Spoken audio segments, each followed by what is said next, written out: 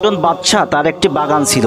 বাগানটি ছিল বিভিন্ন স্তরের, কোথাও আপেল কোথাও কমলা গাছে ভরপুর ছিল। বাদশা তার একজন নিকটস্থ প্রহরীকে ডাকলেন, প্রহরীর হাতে একটি ঝুড়ি দিয়ে বললেন এবং তাকে আদেশ দিলেন ঝুড়ি ভরে ফল আনার জন্য। এবং বাদশা লোকটিকে একটি সুসংবাদ দিলেন যে তিনি লোকটিকে পুরস্কার দিবেন, কিন্তু শর্ত হলো বাগানের একই অংশে দুইবার হাঁটা যাবে না। তখন প্রহরী ভাবলো এটা তো কোনো কঠিন কাজ নয়, এক দরজা দিয়ে ঢুকবো অন্য দরজা দিয়ে বের হব, তাহলেই তো হয়ে যাবে। যাই হোক, লোকটি এক দরজা দিয়ে বাগানে ঢুকে পড়লো এবং দেখলো বাগানের সব ফল পেকে আছে। সে যেই অংশে প্রবেশ করলো সেখানে দেখতে পেল অনেক সুন্দর সুন্দর নানান জাতের ফল পড়ে আছে। কিন্তু প্রহরী ভাবলো অন্য দিকে গিয়ে দেখে আসি, হয়তো আরো ভালো ফল পেতে পারি। এভাবে সে আরো ভালো ভালো ফলের সন্ধান পেল। পরে তিনি সেখান থেকে কিছু ফল সংগ্রহ করে নিলেন এবং তিনি পরে আবার ভাবলেন আরো ভালো ফল সামনে পাবেন এবং সেখান থেকে নিবেন। সেখানে গিয়ে দেখলেন একই অবস্থা, বাগানের এই অংশে কোনো ফল নেই। এখন সে ভাবতে লাগলো আমি যদি বাগানের প্রথম থেকেই ফল সংগ্রহ করে নিতাম তাহলে আমাকে রিক্ত হস্তে ফিরে যেতে হতো না। আমি এখন বাদশাকে কিভাবে মুখ দেখাবো? উক্ত ঘটনা বর্ণনার পর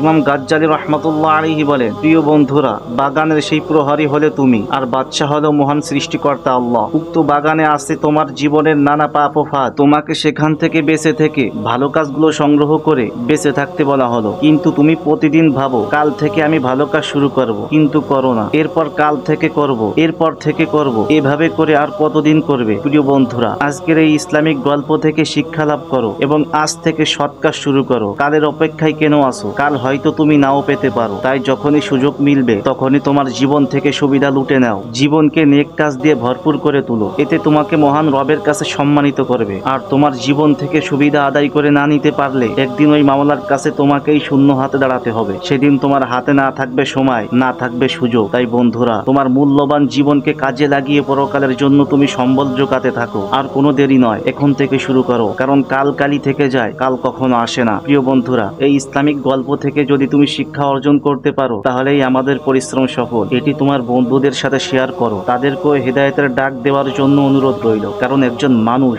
তোমার কোনো সহযোগিতার মধ্যে দিয়ে যদি হিদায়েত গ্রহণ করে তাহলে তুমিও সেই পরিমাণ সওয়াব পাবা, তুমিও সফল হবা।